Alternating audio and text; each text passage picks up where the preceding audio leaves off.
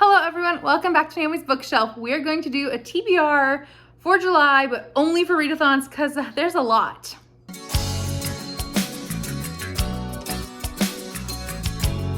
So in July, there are 4 readathons I want to take part in.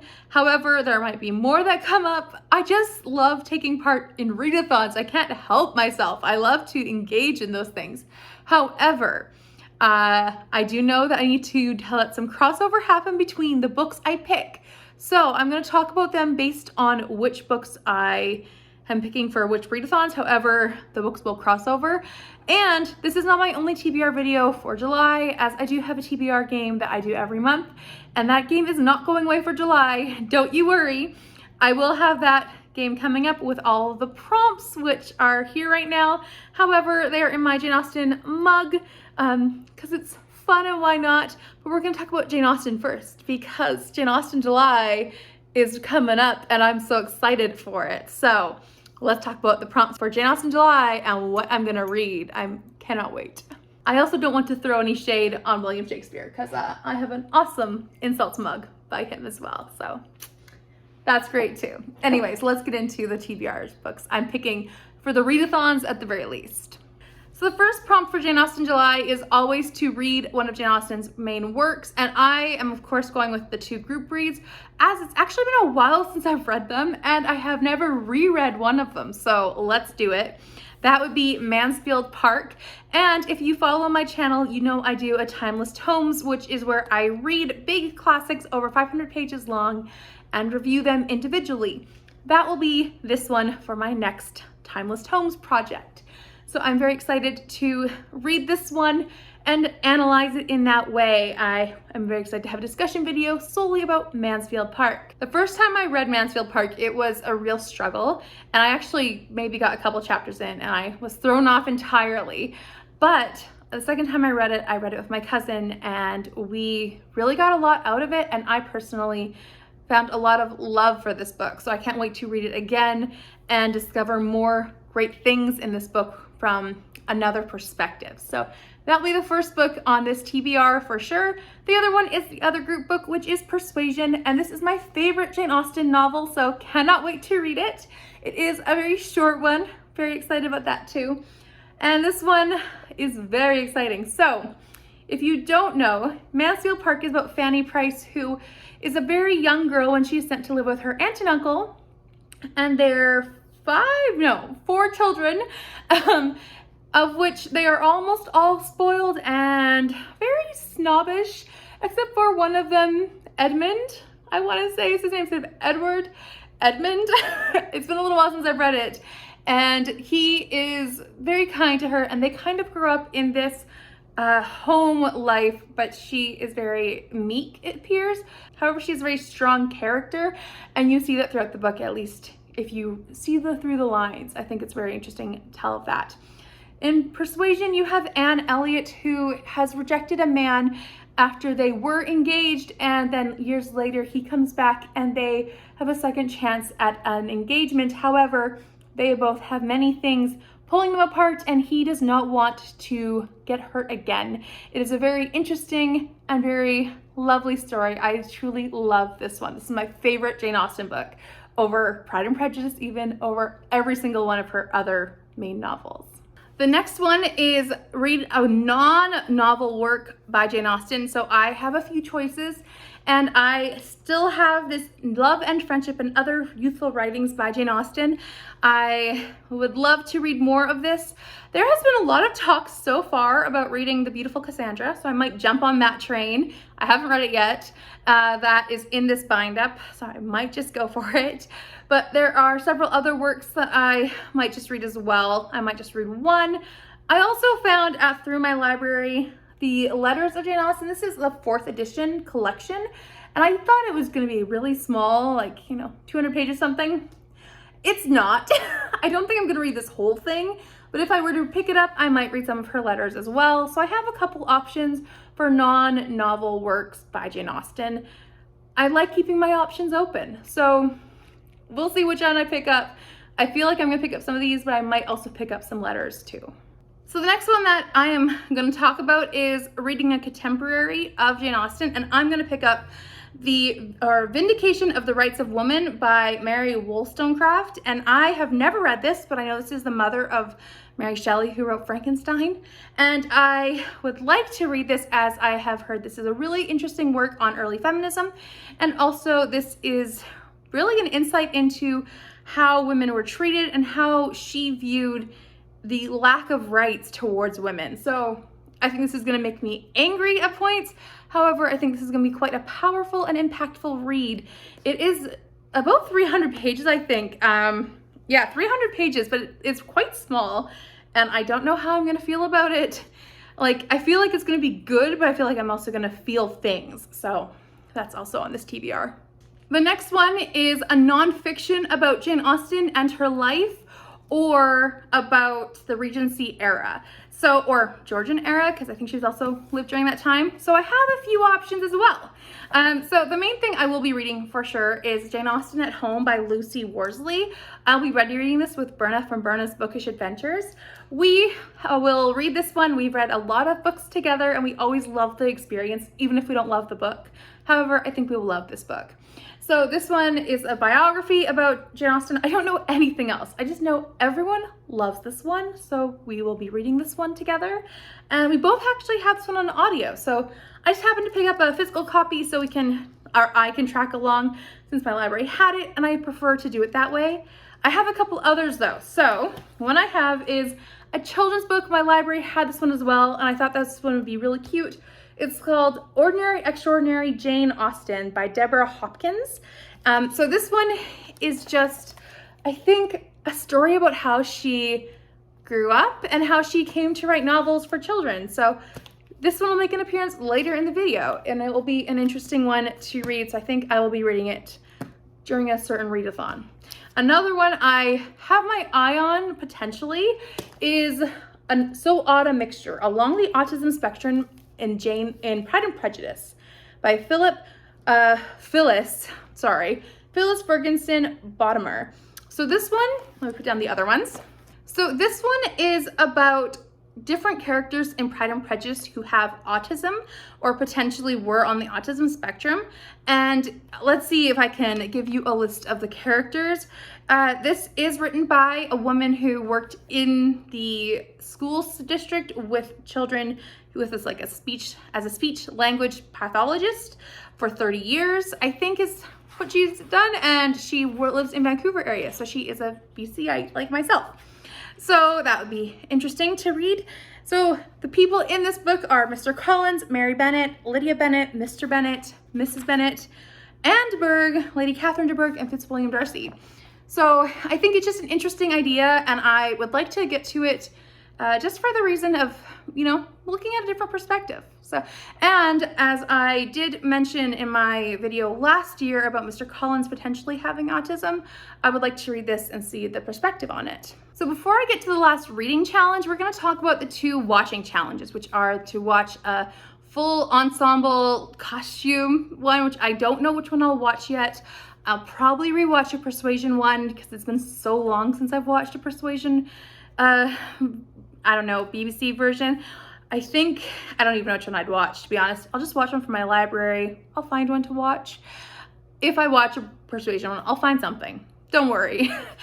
And then for the modern retelling or modern version one, I think I'm going to watch, I've already got on hold from the library, the Jane Austen Book Club. Now this one is pretty fun to me. I really enjoy this version, as all of the women or men, because there's one man in the book club, all of them have a version of their lives which is a retelling of a Jane Austen book. And I think it's just so much fun. However, the book I really didn't like, but the movie I really enjoy. So I probably will just rewatch that one. And that one is already on hold for me at the library, so perfect. So for the last prompt, we have to read a retelling of a Jane Austen work. Now, you might think that's pretty easy. There's so many retellings. And that's exactly the problem. I have too many retellings. And I have some that I'm going to read pretty much anyways. However, I was like, wait a second, the Booktube Spin is happening, you know, this week. And well, let me have the Booktube Spin pick my retelling, since I own literally so many retellings. I own physically 18 retellings. So I have 2 on audiobook and therefore, or ebook. So let's just do the Booktube Spin. It picks my retelling, shall we? I do have some that I will be really prioritizing anyways. However, we're gonna let them pick me another one. So I'm gonna show you the Booktube Spins picking my retelling for Jane Austen July, and then I will tell you which ones I'm really prioritizing anyways. And as I say them, this is the order of which they will be for the Booktube Spin. So the first one is Amanda by Deborah Whitesmith. This is an Emma retelling, and I'm not gonna say much more about them. You'll find out about them if I have to read them for the Booktube Spin or later on. The second one is Pride and Prejudice and Zombies by Seth Grahame-Smith. Third one is Pride and Prejudice and Other Flavors by Sonali Dev. This one is a priority for me. Book number 4 is Sense, Sensibilities and Sea Monsters by Ben H. Winters. This one is somewhat of a priority for me, at least to get off my shelves if I don't like it. Then we have book number 5 is Twilight by Stephanie Myers, and this one is pretty much a priority for me. Book number 6 is Just Jane by Nancy Moser. Book number 7 is Possibilities by Deborah Whitesmith. Book number 8 is Reason and Romance by Deborah Whitesmith. Book number 9 is North Point Chalet by Deborah Whitesmith. Book number 10 is Jane and the Unpleasantness at Scargrave Manor by Stephanie Barron. Book number 11 is The Austen Escape by Catherine Ray. Book number 12 is Mr. Darcy's Little Sister by C. Alan Pearson. Book number 13 is First Impressions by Deborah Whitesmith. Book number 14 is Central Park by Deborah Whitesmith. Book number 15 is Sense and Sensibility by Joanna Trollope.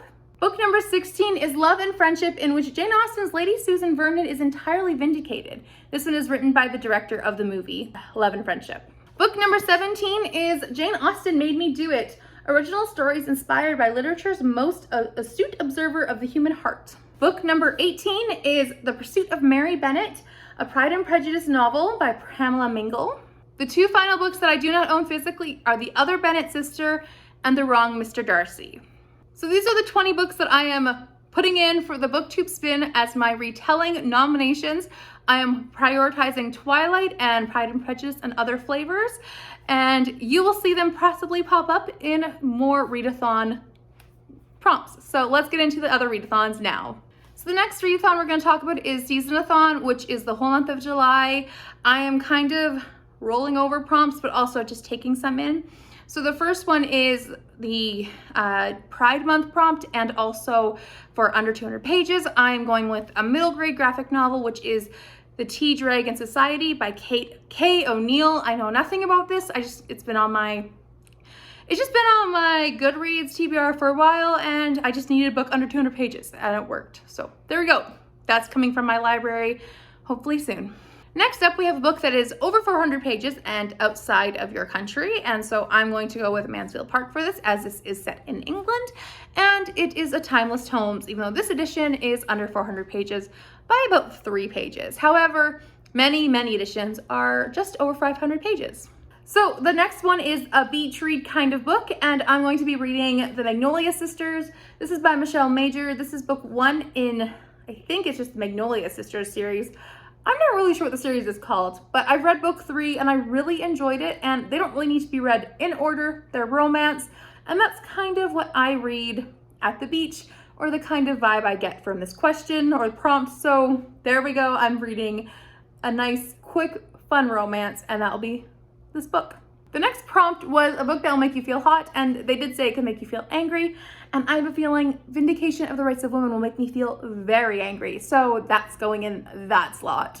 So for the next couple prompts, they are outside and yellow, red, or orange on the cover, and I'm going to put Persuasion in that. I know this is a different version than the one I show you, but this is one that I love the cover of, and this one is definitely yellow on the cover. And I always remember Persuasion as being outside at Lyme, or taking walks on the beach, or taking walks on the parks.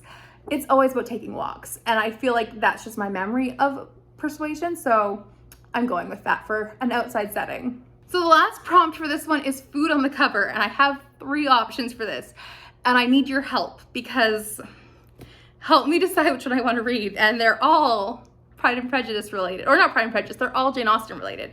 So we have Pride and Prejudice and Other Flavors, which has food on the cover. There's pie, yeah, there's pie on the cover. We have Twilight, which has an apple, and I just really want to be able to say I've read Twilight, and it's also Pride and Prejudice retelling. And then we have Sense Sensibility, which I don't know if I'll ever actually read, so I kind of want to read it, or at least try it. So let me know if you think I should be reading this. But also, there's an octopus on his face, and I've eaten octopus. So, which one do you think I should read or prioritize for this prompt? They all could work in my personal opinion. Let me know. So the next readathon is Cozweek, and I'll be doing this one as much as I can. I'm going to cover as many prompts as possible with as few books as possible. I'll show you what I mean in a couple seconds. You'll see. It's going to be obvious. However, this runs from the 5th to the 11th, and there is a this or that prompt kind of board. I'll put the picture up here, and I'm very excited to cheat my way through this as much as possible. I'm sure it's not cheating though. Anyways, here we go. So the first one, obviously, as you can see, is to read a book that is either cozy or thrilling, and I'm going to be reading 2 Agatha Christie's for these. So the first one is a Mary Westmacott. So this is The Burden. I don't know anything about this. I've read one other Mary Westmacott version or pseudonym of Agatha Christie, and it was very much a literary with a tragedy romance aspect, and it's not very romantic, even though these are her romance books. Oops, you got a sneak peek of the next one. And I think it's going to be an interesting one, to say the least. And this is for Kate Howe's book club, which will be happening in July. So that'll be interesting. I am excited to pick up The Burden. The other one, which you already saw, is The Secret Adversary. So this one will be for the thrilling side, as Agatha Christie always keeps me on my toes. So it'll be 2 Agatha Christie's for this in a week. I hope that doesn't overrun me, but I'm sure it'll be fine. So The Secret Adversary, I don't know anything about either. I just know it's the first Tommy and Tuppence novel, and I had a really good experience with my last Tommy and Tuppence novel. Hoping it continues. So this one, I think they are like 20 something in this one. They first meet, and this is the second Agatha Christie novel that she ever wrote, and I am excited to find out this one. So The Secret Adversary, it'll be good. So for the next one, it is tea or coffee. So for tea, it'd be a relaxing read, which will be Persuasion. I can't wait to just relax with this one. And the other one will be coffee, which would be like energizing, and that will be The Secret Adversary. So I've already talked about these books. You know what they are. So the next one is favorite genre versus out of your comfort zone. And I will be reading, you should have guessed it, The Secret Adversary, obviously, because this is a mystery, which I love. If you have watched my channel, you know I love my mysteries, especially my Agatha Christie's. So this one will be for that. And then my out of comfort zone, I'll be listening to Starfish. This is by Lisa Phipps. And this is about a young girl, so this is a middle grade, that is done in spoken word poetry, and I'll be listening to an audio, which will be spectacular. It's like 3 hours long, and I cannot wait, because it is about a girl who is plus size, and she feels so comfortable in the water, and her family is just really uncomfortable with her size, and they continually criticize her for it. And so she is told she needs to go to therapy, she needs to lose weight, and it's just about her finding confidence in herself, and I am so excited for this. I cannot wait to read about this. The ratings are so high on it, and the reviews are so positive. I am really excited. So for the next one, we're going to do the same ones again, because it's tried and true author, which is Agatha Christie. Are we surprised? And the next one being a new to me author, which is Lisa Phipps. This is her debut novel, so I'm very excited to read it, as I said. So the last readathon that I'm going to do is Middle Grade Magic, which I am also really excited about. It's going to break up, I think, a lot of these Jane Austen books, which I do love. However, they do get a little dense sometimes when you're in a lot of classics. So we're going to talk about some of these that I have just briefly looked at as I was scrolling through my app a couple nights ago, actually, and then I discovered this announcement video this morning, and I was like so excited.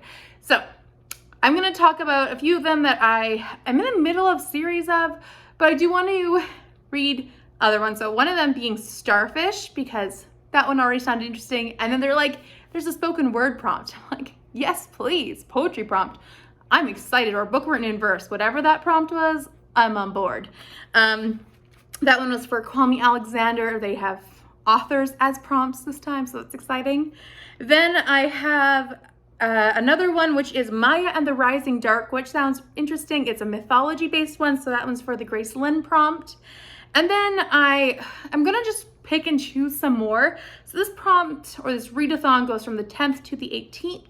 And I'm just gonna try to find more ones. I think I might read the sequel to the Jumbies if I can find it. I did enjoy the Jumbies a lot.